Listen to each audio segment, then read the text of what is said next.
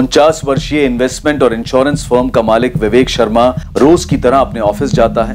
दोपहर 12:35 पर वो अपनी मरून सेडान गाड़ी में एक मीटिंग के लिए ऑफिस से निकलता है। विवेक ना तो ऑफिस लौटता है और ना ही घर। निधि शर्मा उसकी पत्नी और संजय उसका सेकेंड ईयर बीकॉम में पढ़ने वाला बेटा बेहद परेशान है। विवेक की मरून सेडान भी ट्रेस नहीं हो रही। विवेक के ऑफिस का स्टाफ पुलिस से कहते हैं कि उन्हें विवेक की निजी जिंदगी के बारे में कुछ नहीं पता। विवेक का बेस्ट फ्रेंड है राजीव दुबे। वो भी पुलिस को कहता है कि ना तो कोई घरेलू अनबन थी और ना ही उसका कोई अफेयर था। पहला ब्रेक थ्रू तब आता है जब पुलिस उस नंबर को ट्रेस करती है जिस पर से विवेक को एक फोन आया था। ये नंबर किसी मुकेश चंद का नंबर है। किसी ने 1 महीने पहले इस्तेमाल कर उसके नाम पर ये सिम कार्ड लिया था। उसी फर्जी नंबर से पुलिस को एक फोन आता है और कहा जाता है कि विवेक की तलाश रद्द करें। छुट्टी से लौटा एक किसान देखता है उसके खेत में किसी ने कोई खुदाई का काम करके मिट्टी भरी हुई है। उस स्थान पर वो किसान और उसके भाई एक लाश को देखते हैं। ये लाश विवेक शर्मा की। अब आगे। आशीष। मिसेस विवेक शर्मा। निधि मैम, इस सब के पीछे मोटिव क्या रहा होगा? इंश्योरेंस, कोई अफेयर? अफेयर राजीव दुबे के साथ? विवेक सर का बेस्ट फ्रेंड? विवेक शर्मा के कत्ल के केस से पुलिस को बदले की जबरदस्त बू आने वाली थी, लेकिन यह बदला कौन लेना चाहता था और क्यों? साहब, हम 2 महीने बाद अपने खेत पे आए तो देखते हैं कि मेड़ पे ही एक टीला बना हुआ है, जिसे देखकर हम दोनों के पसीने छूट पड़े। फिर हमने खुदाई शुरू कर दी।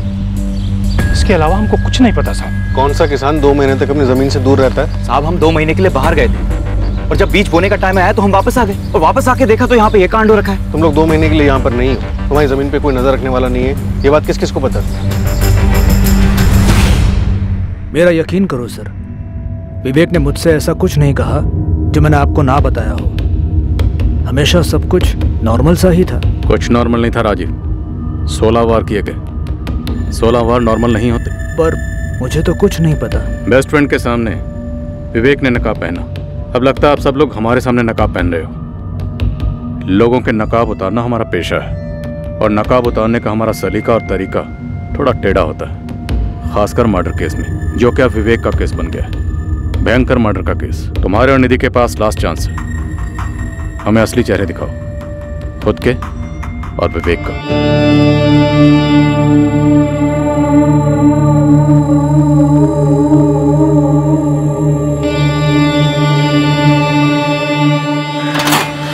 पुलिस ने मुझे पूछताछ के लिए बुलाया है। बुलाया तो मुझे भी है। एंड श्योर रागिनी और काजल को भी बुलाया होगा। मतलब हम चारों से अलग अलग बात कर रहे हैं? हाँ तो करने दो। हम जो जानते हैं, जो अभी तक कहते आए हैं, आगे भी वही कहेंगे। सर, वो 2 किसान भाई मुश्ताक और जावेद, दोनों का कहना है कि उन्हें कोई अंदाजा नहीं है कि उनकी जमीन का इस्तेमाल किसने किया विवेक को दफनाने के लिए। उनके आसपास किसी का विवेक से कोई कनेक्शन? दूर का ही सही। वही तो हैरत की बात है सर। पूरे गांव में क्वेश्चनिंग थी, लेकिन किसी ने विवेक का नाम तक नहीं सुना और किसी का इंश्योरेंस या इन्वेस्टमेंट से कोई लेना देना नहीं। 99.99% ये इनसाइड जॉब। ये मर्डर किसी अंदर वाले ने किया। अब ये अंदर वाला या तो घर में से कोई है या ऑफिस से।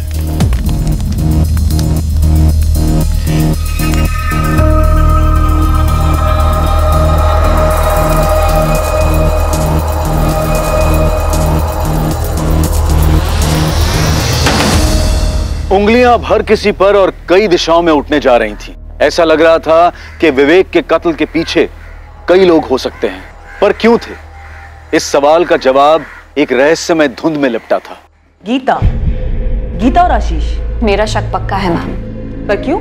बॉडी लैंग्वेज स्टडी कीजिए दोनों की। ठीक उन लोगों की तरह है जो लोग कुछ छिपा रहे होते हैं पर सब सही होने का नकाब पहनते हैं। रागिनी, उस दिन 14 जून की दोपहर जिस मीटिंग के लिए विवेक शर्मा निकला, जिस नंबर से उसे कॉल आया 4448976112, वो सब गीता और आशीष का किया कराया है? Exactly ma'am.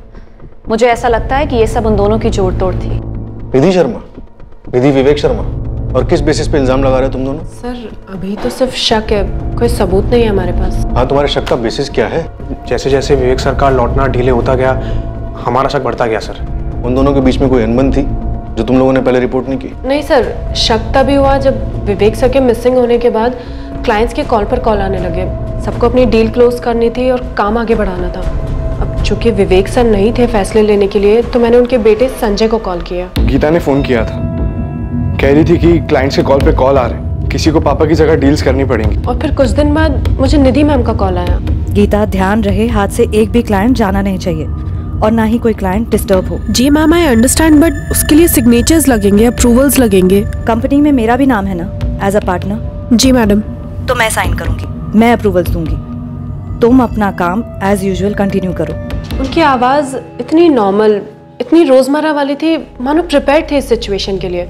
इनफैक्ट शायद वेट कर रही थी। सर, जब गीता ने मुझे बताया तब मुझे थोड़ा शक हुआ कि शायद एजेंसी हत्या ने निधि मैम ने खुद कुछ कर दिया हो। और जब 3 दिन तक विवेक सर लौटे नहीं, तो मुझे फीलिंग आने लगी कि शायद अब वो नहीं रहे। और ये जो फीलिंग है तुम्हारी, ये तुम लोगों ने अपने तक रखी, हमें बताना जरूरी नहीं समझा? सर, ऐसे कैसे कुछ कह सकते थे? कोई सबूत नहीं था हमारे पास। मुझे भी एक फीलिंग हो रही है और सबूत भी है कि विवेक के मर्डर के पीछे तुम दोनों का हाथ है। सर क्या बात कर रहे हैं आप? किसने कान भरे सर आपके? सर लेकिन ये सब करके फायदा क्या होगा हमारा? सर बताइए ना सर, कौन हमारे पीछे आपको ये सब बता रहा है?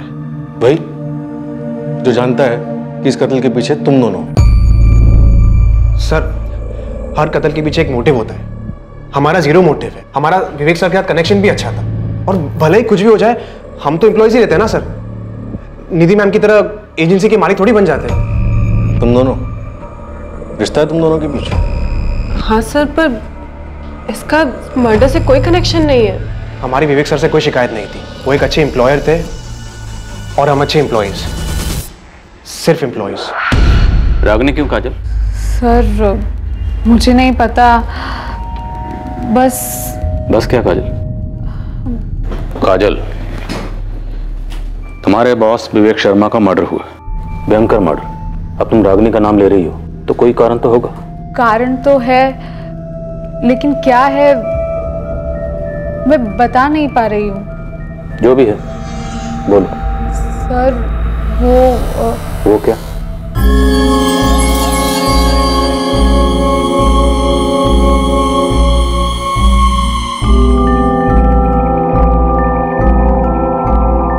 सर वो सब जानती है, मर्डर कैसे होता है, क्यों होता है, आप लोग आगे क्या करेंगे, सब जानती है वो।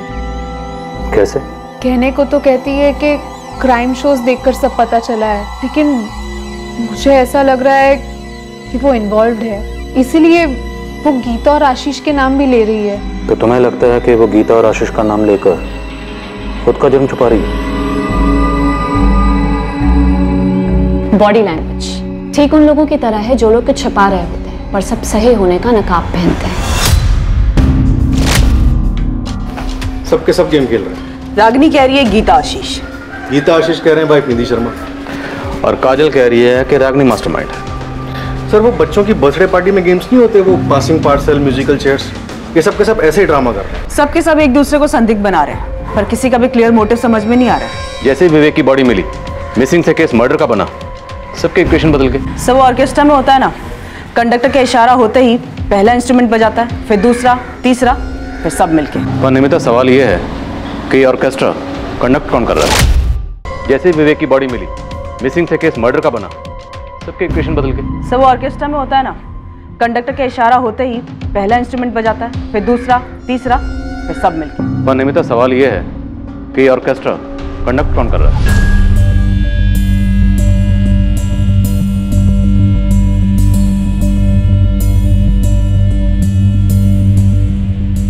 हमें इस केस का क्रैक 4448976112 इसी नंबर से मिलेगा। हाय, क्या हाल है? एक मंच तैयार किया गया। 1 महीने के टाइम में एक ऐसी पटकथा लिखी गई जिसमें विवेक शर्मा को फंसाया गया। बस सवाल यह है कि विवेक शर्मा फंसा क्यों? उसकी ऐसी क्या मजबूरी थी या फिर ऐसी क्या कमजोरी थी जिसके बारे में हमें किसी ने कोई हिंट नहीं दिया? और अब देखिए सर, विवेक शर्मा का सारा स्टाफ एक दूसरे पर शक को पास कर रहा है, मानो कोई फुटबॉल का गेम चल रहा हो। मुझे लगता है नया पास जल्दी आने वाला है। अरे राशिद, लाइफ मजे लेकर जीने के लिए यार, वरना इंसान के जीने का क्या मतलब है बता? इंसान है ना, सिर्फ परफेक्ट होने का सपना देख सकता है, लेकिन वो कभी परफेक्ट नहीं होता। वो सही और गलत दोनों करता है। सही का पलड़ा भारी रहे, जैसे मेरा है दोस्त। इस तरह बातों से जस्टिफाई करने से जो गलत किया है वो सही नहीं बन जाता। तू जानता है तूने कुछ तो गलत किया है। गलत वो होता है जो किसी को हर्ट करे। अगर किसी को कुछ पता ही नहीं तो हर्ट होने का सवाल ही कहाँ उठता है। एक चीज होती है भाई, भरोसा, विश्वास, जो तुझ पर एक नहीं दो लोग करते हैं, निधि और संजय। और मैं तुझ पे भरोसा करता हूँ, इसलिए तुझे सब कुछ खुल के बताता हूँ। असली फ्रेंड मानता हूँ तुझे। मैं तेरी भाषा में बोलता हूँ। भरोसे का इन्वेस्टमेंट प्लान एक बार फेल हो गया ना तो दुनिया की कोई भी इंश्योरेंस उसे कवर नहीं कर सकती। ये पकड़े जाने का रिस्क मत ले यार, सेफ खेल। पकड़े जाने का रिस्क लिया तो उस रिस्क का डैमेज क्या होगा, कितना होगा, ये तेरी असेसमेंट के बाहर है विवेक। तू क्या, ये अंदाजा कोई नहीं लगा सकता।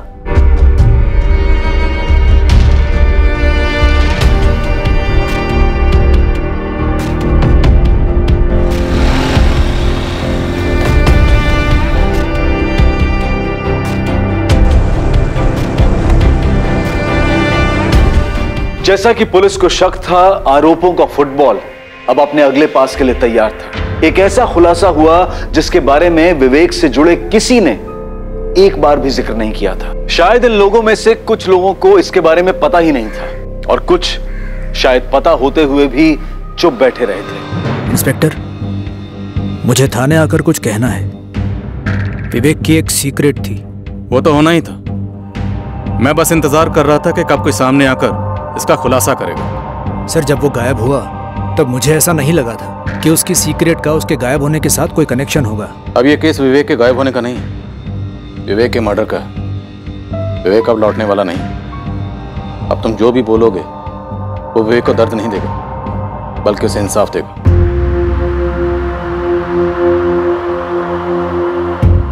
तू झूठ बोल रहा है ना संजय? मैं क्यों झूठ बोलूंगा मम्मी? और मेरे झूठ बोलने से पापा लौट आएंगे क्या? राजीव को पहले से ही मालूम था। उन्होंने 14 जून को ही मुझे सब बताया था, जब पापा घर नहीं लौटे थे। संजय, पापा के साथ जो कुछ भी हुआ उसमें तूने तो कुछ नहीं किया ना? नहीं मम्मी, मैंने कुछ नहीं किया है। विवेक का एक छुपा हुआ पहलू था। इंतजार कर रहा हूं इस खुलासे का। उसका ये सीक्रेट कोई नहीं जानता था। आप जानते थे लेकिन आप बोल रहे हैं। उसकी एक बहुत बड़ी कमजोरी थी, औरतें। हमारी सबसे पहली थ्योरी यही थी।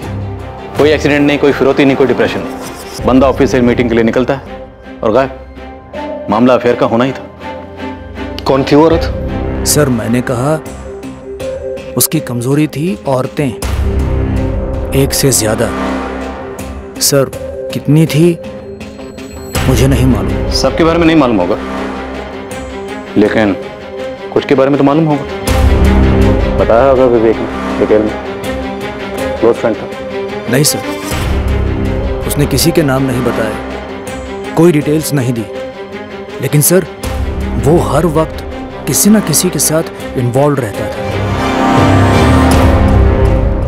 उसके ऑफिस में कोई थी?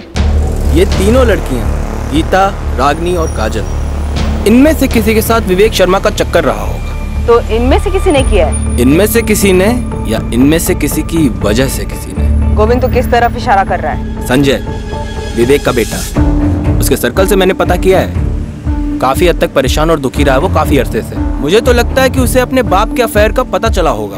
माँ के लिए बहुत बुरा लगा होगा, इतना बुरा लगा होगा कि उसने अपने ही बाप को खत्म कर दिया। मैडम, ये पूरा कांड घर के अंदर से ही रचा गया होगा।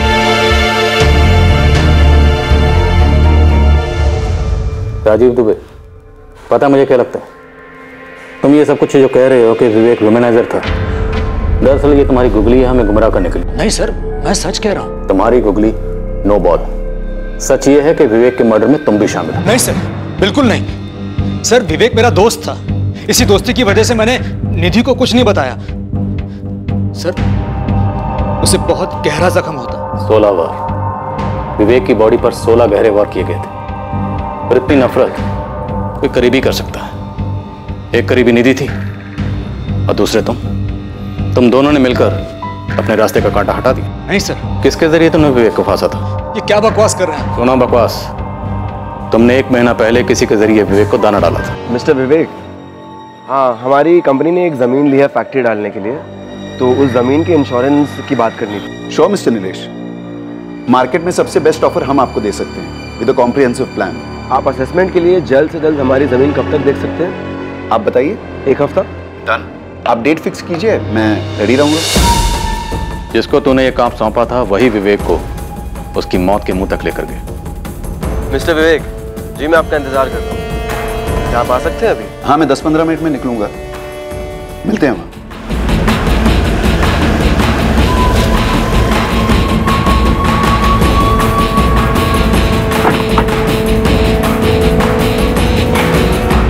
जमीन होशंगाबाद में आने के लिए बहुत बहुत शुक्रिया। अरे नो प्रॉब्लम। ऐसा ही हुआ था ना। अब ये बताओ, ये काम तुमने अकेले ने किया या ये कोई जॉइंट वेंचर था तुम्हारे और निधि शर्मा के बीच? राजीव दुबे, हम इंतजार कर रहे हैं, बोलो। मैंने समझाया था उसे, ये औरतों वाला मामला एक दिन बुरी तरह फंसा देगा। गले में फांसी का फंदा बना जो तूने और निधि शर्मा ने मिलकर उसके गले में डाला था? नहीं सर, बल्कि मैंने तो उसे समझाया था, मैंने उसे नहीं मारा सर। और मुझे पूरा विश्वास है निधि भी ऐसा कुछ नहीं कर सकती सर। क्यों नहीं कर सकती? उसका पति जमाने भर की औरतों के साथ रिश्ते बना रहा था। क्योंकि उसे तो कुछ पता ही नहीं था, और विवेक खुद मुझे ये सब नहीं बताता तो नकाब के पीछे का उसका असली चेहरा आज तक कोई नहीं देख पाता।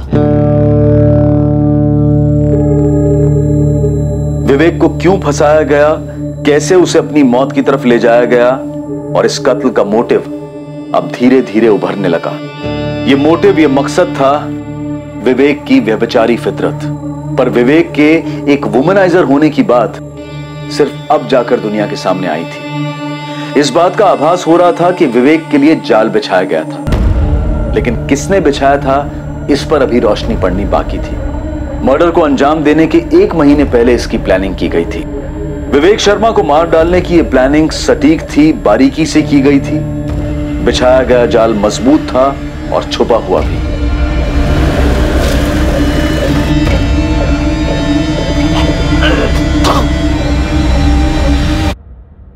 ये गर्लफ्रेंड्स वगैरह के बारे में मुझे तब पता चला जब राजीव अंकल ने मुझे सब बताया।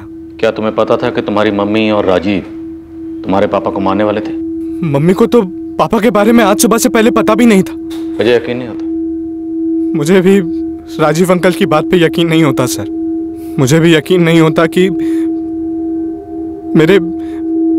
मेरे पापा अब नहीं रहे। मुझे नहीं लगता कि कोई ऐसा था जो मेरे पापा का मर्डर करना चाहता था। मुझे नहीं लगता कि मेरे पापा किसी का बुरा करते, जानबूझ के किसी को हर्ट करते सर। और अगर किया भी था तो क्या मेरे पापा को मारना जरूरी था सर? किसने किया सर? मुझे जानना है कि मेरे पापा के साथ ऐसा किसने किया। कौन थी वो लड़की? क्या नाम है उसका? कोई एक लड़की नहीं थी, मेरा शक है ऑफिस में से कोई है। गीता, रागिनी, काजल या उससे पहले भी कोई और? मुझे पता होता तो मैं बताता ना। राजीव, तुम्हें पहले से पता था कि उसका अफेयर चल रहा है, लेकिन तुमने मुझे नहीं बताया। मैं कैसे बताता? मुझ पे भरोसा करके उसने मुझे बताया। मैं तुमसे कहता तो तुम दोनों की शादी टूट जाती। अभी भी तो टूटी ना राजीव, अब तो सब टूट गया। मैंने कितनी बार समझाने की कोशिश की, वो मानता ही नहीं था। क्यों? क्या कहता था? गलत तब होता है जब किसी को पता हो गलत हुआ है। वो मेरी बात सुनता ही नहीं था। मेरी सुनता? अगर तुमने बताया होता तो।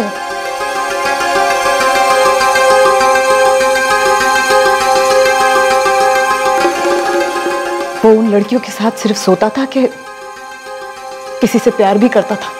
मुझे नहीं लगता वो किसी से प्यार करता था। मेरे बारे में कभी बात करता था प्यार से?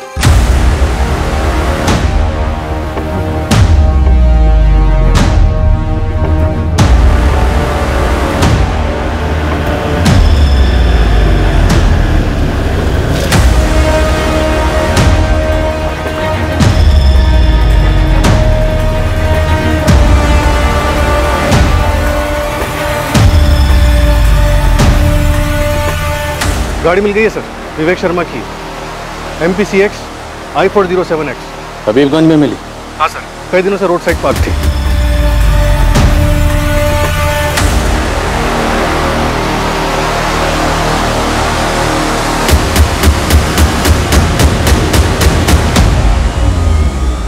कमल, कत्ल हुआ उबैदुल्लागंज में और दफनाया गया होशंगाबाद में, और विवेक की गाड़ी को ठिकाने लगाया गया हबीबगंज में। शातिर प्लानिंग। और इसका सीधा सीधा ताल्लुक विवेक के बेशुमार अफेयर के साथ है। और मुझे लगता है इनमें से कोई एक अफेयर ऑफिस में से किसी के साथ था। और ये तीनों, रागिनी, काजल और गीता, आपस में बॉल पास करते, किसी पे शक टिकने नहीं दिया। सब तोड़ते हैं तीनों को।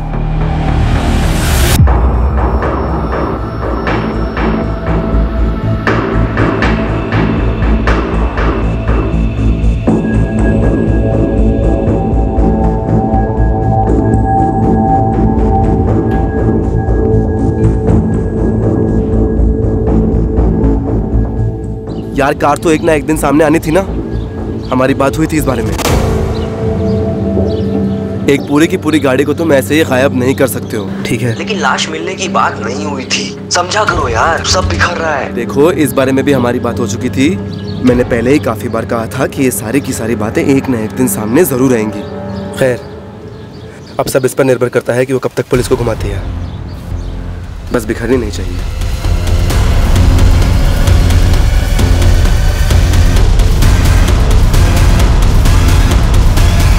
मैं कबूल करती हूँ, विवेक सर और मेरा अफेयर था। गीता, और कोई चॉइस है भी नहीं तुम्हारे पास। लेकिन वो 3 साल पहले था। सर को एंजॉय करना था और मुझे भी अपनी जॉब में आगे बढ़ना था। और वो छोड़ना नहीं चाहता था, अभी एंजॉय करना चाह रहा था। मैंने कहा ना, ये 3 साल पहले का अफेयर था। अभी मैं और आशीष साथ हैं और हम सीरियस हैं। विवेक सर के साथ जो कुछ भी था वो 3 साल पहले ही खत्म हो गया। अगर खत्म हुआ होता तो तुम हमें बताती। मैडम, मुझे किसी भी तरह की कॉम्प्लिकेशन नहीं चाहिए थे, बस इसीलिए नहीं बताया।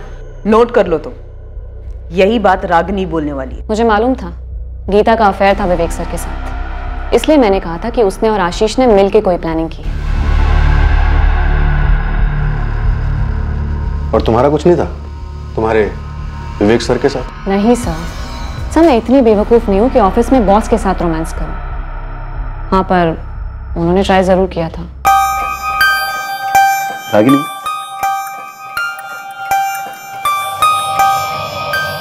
तुम्हें मेरे साथ क्लाइंट मीटिंग के लिए चलना चाहिए। काम फास्टर सीखोगी, ऑफिस के लिए और हमारे फ्यूचर के लिए अच्छा रहेगा। सर, जब मैं फील करूंगी कि मैं रेडी हूँ क्लाइंट मीटिंग्स के लिए, तब मैं ज़रूर चलूंगी। एक क्लाइंट के साथ लंच मीटिंग है आज। Thank you sir, but no sir, मैं इस वक्त कंफर्टेबल फील नहीं कर रही हूँ, प्लीज। गीता या काजल ने मुझसे डायरेक्टली कभी कुछ नहीं बोला, लेकिन मुझे पता था होटल में लंच मीटिंग का क्या मतलब होता है। वैसे काफी स्मार्ट हूं मैं सर। उतनी भी नहीं, क्योंकि तुम्हें लगा तुम्हारा प्लान कभी पकड़ा ही नहीं जाएगा। मालूम है मुझे, आप मुझे प्रेशराइज करके मुझसे कुछ निकलवाने के चक्कर में हैं। आप पुलिस वालों की स्टैंडर्ड प्रैक्टिस है ये, आई नो। लेकिन सर, इस वक्त आप मेरे साथ डेड एंड पर हो, मुझसे कुछ नहीं मिलेगा। फिर किससे मिलेगा? गीता या काजल? मुकेश चंद, याद है आपको?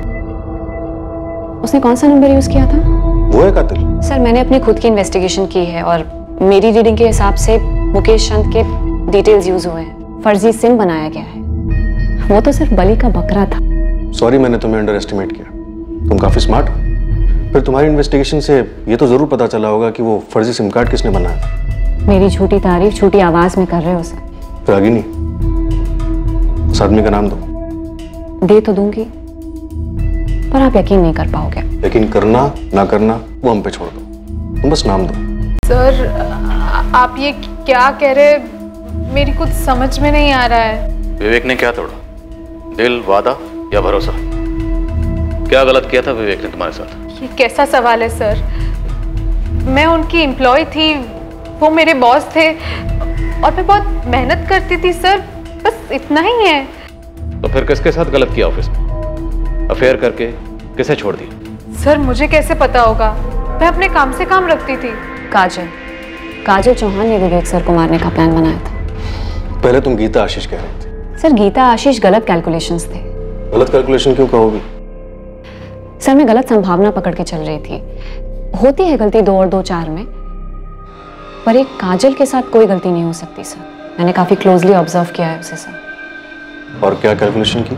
सर हमारे क्लाइंट हैं पूजा अपैरल्स, काजल उनका अकाउंट हैंडल करती है। जानते आगे? पूजा अपैरल से हैं आदित्य सिंह। आदित्य सिंह का क्या कनेक्शन है विवेक के मर्डर से? उन दोनों का अफेयर चल रहा है सर। तुम फिर गेम खेल रही हो खुद को बचाने के लिए? सर मैं कोई गेम नहीं खेल रही, और जब मैंने कुछ किया ही नहीं तो खुद को क्यों बचाऊं? सर मैं आपकी सिर्फ हेल्प कर रही हूँ। जब आपका खबरी मेरा पीछा कर रहा था तब मैं इस काजल को फॉलो कर रही थी।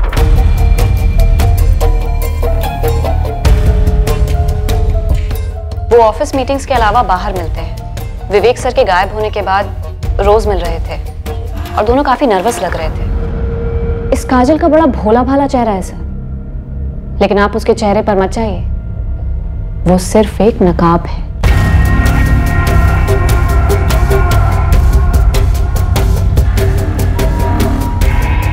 उस नकाब के पीछे एक चालाक प्लेयर छिपी हुई है। कैसी player? Game of love sir. वो विवेक सर के साथ भी अक्सर बाहर जाती थी, कहने को मीटिंग्स, पर असलियत तो सिर्फ वो दोनों जाने। काजल चलो जल्दी, हम लेट हो रहे हैं।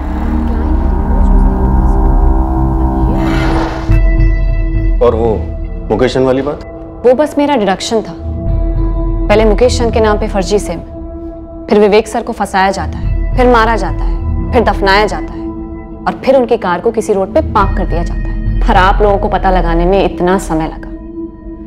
सर इंग्लिश में इसे एंट्रैपमेंट कहते हैं। काफी जानकारी रखती हो तुम परफेक्ट क्राइम के बारे में। बचपन से सर मैं फैन रही हूँ क्राइम शोज की और क्राइम नॉवेल्स की। पिछले 8 साल से क्राइम पेट्रोल देख रही हूँ और हर बार एक ही बात सामने आई है, जिस पर पुलिस का कम से कम शक होता है ना सर, वही होता है किलर।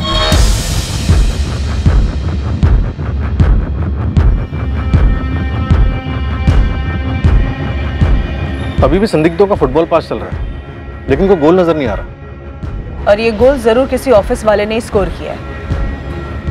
रागिनी ने मुकेश चंद का नाम लिया था।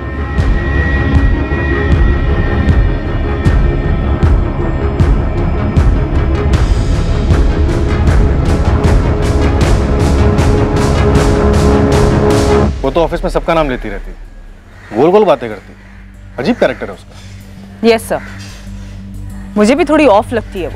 राजीव दुबे, अगर राजीव दुबे ने ये औरतों वाली बात का खुलासा शुरुआत में किया होता तो हमारी थ्योरी क्या बनती? हम विवेक शर्मा के कॉल रिकॉर्ड्स में से औरतों की लिस्ट बनाते, उनकी छटनी करते, और फिर खबरियों के जरिए पता चलता कि विवेक के ऊपर इतना गुस्सा किसे था। लेकिन सर विवेक के फोन रिकॉर्ड में हमें ऐसा कुछ भी नहीं मिला है। शायद वो फोन पर रोमांस ना करता, फेस टू फेस करता, और फेस टू फेस सबसे ज्यादा वो ऑफिस में होता था। गीता ने कबूल किया है कि 3 साल पहले उसका विवेक के साथ अफेयर था, लेकिन ये बात राजीव और निधि को नहीं पता। रागिनी ने किसी अफेयर से इनकार किया, लेकिन काजल का नाम लिया। तो काजल हो सकती है? अगर है तो फिर काफी शातिर दिमाग की, इतनी शातिर कि विवेक को फंसाकर उसकी मौत के मुंह तक ले गए। सर मेरी काजल पे ये इन्फॉर्मेशन है कि वो यहाँ अकेली रहती है। ओरिजिनली वो जबलपुर से है और उसका कोई बॉयफ्रेंड नहीं है। सिम कार्ड खरीदा गया हबीबगंज से और विवेक की कार लवारिस मिली हबीबगंज, तो हो सकता है कातिल का कोई कनेक्शन हबीबगंज से हो। वैसे इस रागिनी ने इंट्रोगेशन के दौरान एकदम से मुकेश चंद का नाम लिया था। तो हबीबगंज में रहने वाले मुकेश चंद के किसी करीबी ने चुपके से मुकेश चंद के डॉक्यूमेंट्स को एक्सेस किया, फर्जी सिम कार्ड खरीदा जो ऑपरेशन में इस्तेमाल हुआ। तो मुकेश चंद का कोई करीबी इस कातिल की साजिश का हिस्सा हो सकता है, या शायद खुद कातिल। और इस मुकेश चंद की जानकारी में थी इस केस को खोलने की चाबी। जरूरी डॉक्यूमेंट्स की फोटोकॉपीज हम अक्सर मिटाते नहीं हैं, जबकि उनका गलत इस्तेमाल होने का खतरा बना रहता है। अक्सर हमें पता तक नहीं होता कि हमारे सर्कल में वो कौन बंदा या बंदी है जिसने हमारी आइडेंटिटी डॉक्यूमेंट्स की कॉपी ली किसी काम से और किसी और ही जगह इस्तेमाल की। फिर से कह रहा हूं, मुझे नहीं मालूम मेरे कागजात का किसने गलत इस्तेमाल किया है। मुकेश चंद कुछ तो याद करो, तुमने अपने कागजात कहां दिए थे, किसे दिए थे? राजीव दुबे, इसे जानते हो? नहीं। संजय शर्मा? नहीं। निधि शर्मा? नहीं। रागिनी, काजल, गीता, इनमें से किसी को? नहीं सर, मैं इन लोगों को नहीं जानता, किसी को भी नहीं। आशीष? नहीं सर। मुकेश चंद, इनमें से किसी को भी नहीं जानते?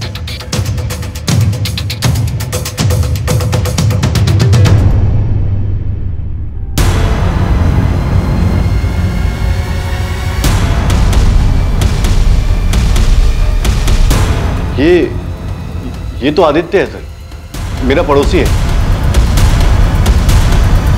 इसने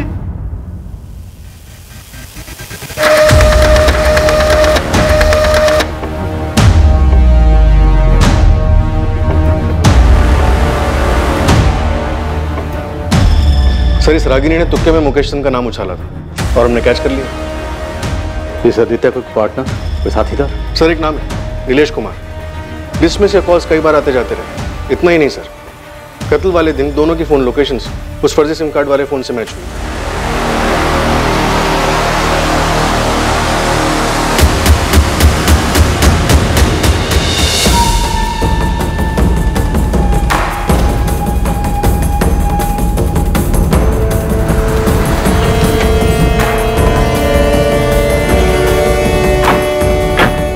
आने के लिए थैंक यू विवेक। अरे कोई नहीं।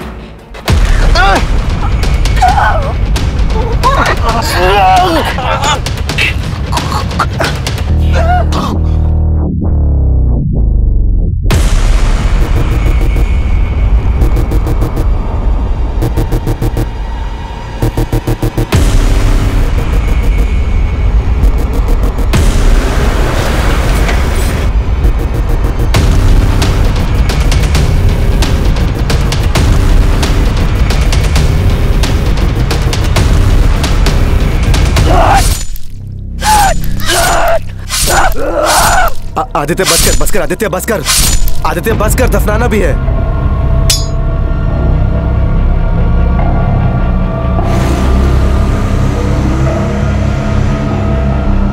मिला क्या?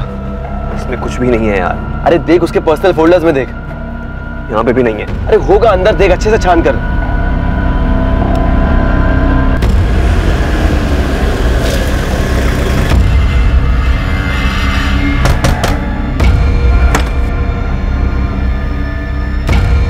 नीलेश कुमार, आदित्य तुम्हारा दोस्त है ना? जी।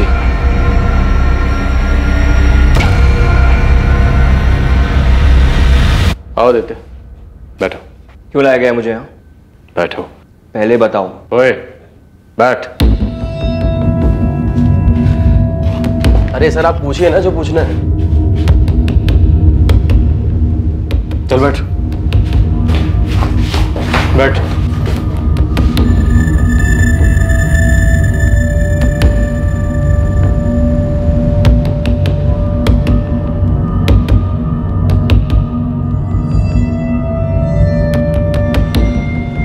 मिस काजल चौहान, आदित्य और नीलेश को धर लिया हमने। काजल? काजल ने करवाया? आई ऑलमोस्ट न्यू इट कि ये सब काजल ने किया है। लेकिन ये सब कब कैसे हो गया? रागिनी तुम और क्या जानती हो सबके बारे में? मैं और कुछ नहीं जानती, बस मैंने गेस किया था कि ये सब शायद आदित्य और काजल ने किया होगा। काजल? अभी कुछ कंफर्म नहीं है, पुलिस पूछताछ कर रही है। काजल के बॉयफ्रेंड आदित्य और उसके साथ एक और बंदे को अरेस्ट किया है, कोई नीलेश है।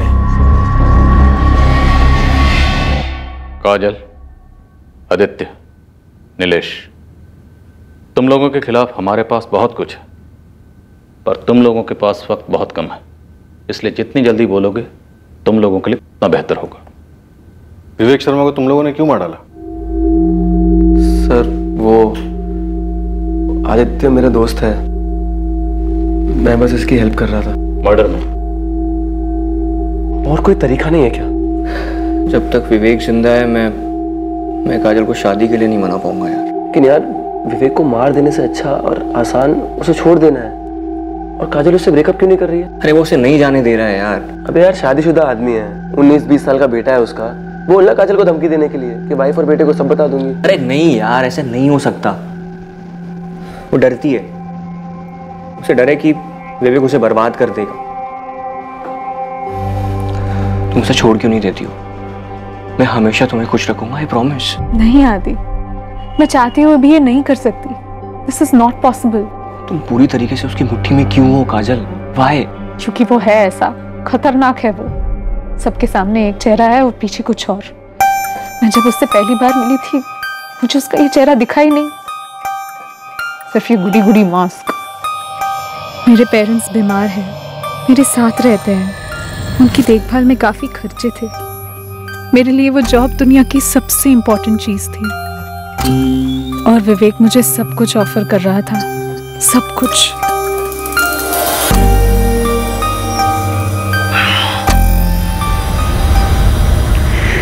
विवेक, तुम शादीशुदा हो। मेरी शादी बेमतलब की है, तुम जानती हो। 19 साल का बेटा है तुम्हारा। तो मेरी अपनी जिंदगी है, तुम्हारी भी तो है। ये सीरियस हो सकता है। होने तो किसी को पता लग सकता है। किसी को कुछ पता नहीं चलेगा, ये सब हम दोनों के बीच में ही रहेगा, प्रॉमिस। मैं रिलेशनशिप में बंध गई थी विवेक के साथ। मुझे कोई आइडिया नहीं था हमारा रिश्ता कहाँ जा रहा है।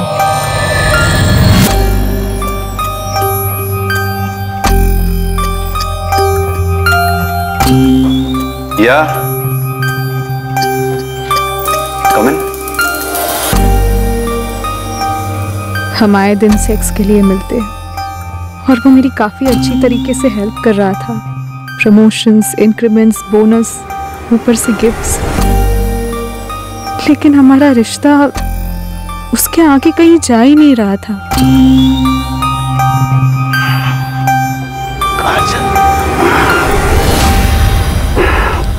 विवेक, मुझसे शादी करोगे? तुम जानती हो मैं शादीशुदा हूँ। मैं ये भी जानती हूँ कि इस बेड पर 3 साल पहले मैं नहीं, गीता हुआ करती थी। इस रिश्ते के बनने से पहले हमारी क्लियर कट बात हुई थी। मैंने कहा था सीरियस हो सकता है और तुमने कहा था होने दो। विवेक, अब मैं हूँ सीरियस तुम्हारे साथ। मैं तुम्हारे साथ पूरी लाइफ शेयर करना चाहती हूँ, सिर्फ 1 घंटे के लिए नहीं। सिर्फ ये 6 बाय 6 का बेड शेयर करना नहीं चाहती, मैं पूरा घर, पूरी जिंदगी शेयर करना चाहती हूँ। ये कभी नहीं होगा। तो आज तक इस कमरे में जो होता आया है वो भी अब कभी नहीं होगा। क्यों? कोई और है तुम्हारी लाइफ में?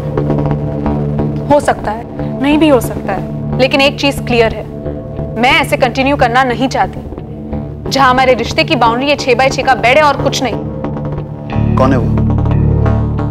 कौन है तुम्हारी लाइफ में? वो तुम्हें ब्लैकमेल कर रहा है और तुम उसके हाथों की कठपुतली बने जा रही हो। मैं ऑलरेडी कठपुतली हूँ आदित्य, और वो छोड़ने के लिए तैयार ही नहीं है। तुम किसी और से प्यार करने लगी हो, ब्रेकअप चाहती हो? हाँ। तुम्हें याद है वो वीडियोस जो हम बनाते थे होटल रूम में, सेक्स वाले वीडियोस? वो ब्लैकमेल, धमकी दे रही हो मुझे विवेक? ना ना ना ना, रियलिटी। तुम मुझे छोड़कर जाने की सोचना भी मत काजल। तुम जहां भी जाओगी ना, मैं तुम्हें ढूंढ निकालूंगा और बर्बाद कर दूंगा। तुम सिर्फ मेरी हो। मैं तुम्हारी प्रॉपर्टी नहीं हूं विवेक, और याद रखो तुम्हारी भी एक वाइफ है, एक लड़का है।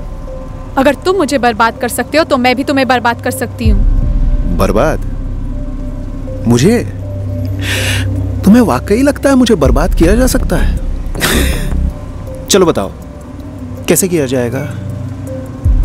अरे प्लान बताओ, कम ऑन। मैं कभी सोचती सीधे मिसेस शर्मा को मिलकर सब बता दूं, फिर सोचती नहीं कॉल करती हूँ।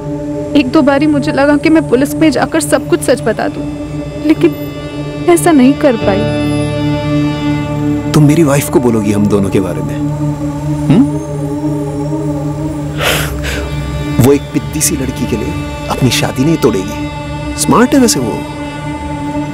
तुम अगर पुलिस के पास गई ना, मैं उन्हें खरीद लूंगा। तुम अगर पुलिस के पास गई ना, मैं उन्हें खरीद लूंगा। वो भी स्मार्ट है। अब तुम्हें स्मार्टली सोचना है कि अगर मैंने वो वीडियोस वायरल किए, मेरा चेहरा तो ब्लर होगा, तुम्हारा, सिर्फ तुम्हारा चेहरा दिखेगा करोड़ों लोगों को, और दुनिया के हर कोने में। और तुम्हारा वो जो भी है ना, वो भी तो देखेगा। तुमने उसको वीडियोस बनाने ही क्यों दिए? मुझे थोड़ी पता था कि एक दिन मुझे वो ब्लैकमेल करेगा। उसके पास से वीडियोस वापस लेने का सिर्फ एक ही तरीका है, मार डालो साले को, खत्म कर दो उसे। उसके बाद हम शादी कर लेंगे, एक नए सिरे से अपनी जिंदगी शुरू करेंगे। अब बोल, उसको मारने के अलावा हम दोनों के पास और कोई चॉइस है? कोई प्लान बनाया?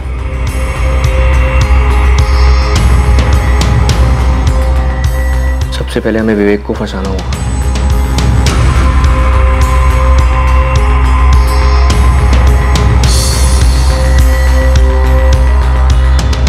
उसे एक बहुत अच्छे बिजनेस प्रपोजल के साथ ललचाना होगा, और वो काम करोगे तुम।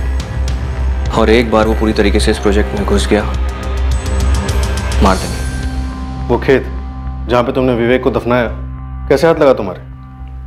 सर वो मैंने दिलवाया था। विवेक के मोबाइल पर वो वीडियोस मिले तुम लोगों को?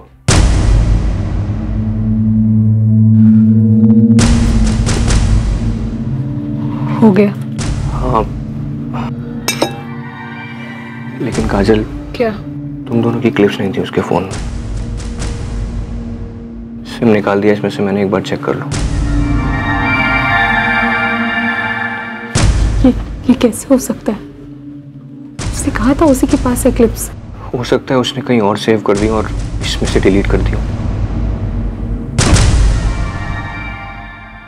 उस दिन से टेंशन में हूँ कि मर्डर के अलावा ये क्लिप्स कहीं लीक हुए तो। काजल, तुम्हें विवेक की पत्नी से बात करनी चाहिए थी, या फिर पुलिस की मदद लेनी चाहिए थी। समझदारी से तर्क पे तर्क नहीं कर पाई उस समय में, और उसने भी तो इतना बड़ा रिस्क लिया था। शादीशुदा होने के बावजूद मुझे ब्लैकमेल कर रहा था। मैं जिद नहीं कर रही थी शादी के लिए, बस उसके चंगुल से बाहर निकलकर आजाद होना चाहती थी, लेकिन वो छोड़ ही नहीं रहा था। माना विवेक ने तुम्हारे साथ जो किया वो गलत था, लेकिन उस गलत को सही करने के लिए तुम लोगों ने जो तरीका ढूंढा वो भी गलत था। एक ऐसा तरीका जिससे किसी का भला नहीं हो, ना तुम्हारा, ना तुम्हारा, और नीलेश, ना तुम्हारा। अब समझदारी से तर्क वितर्क करने का तो वक्त है नहीं। अब तुम लोगों ने जो किया है उस पर विचार करने का काफी वक्त मिलेगा।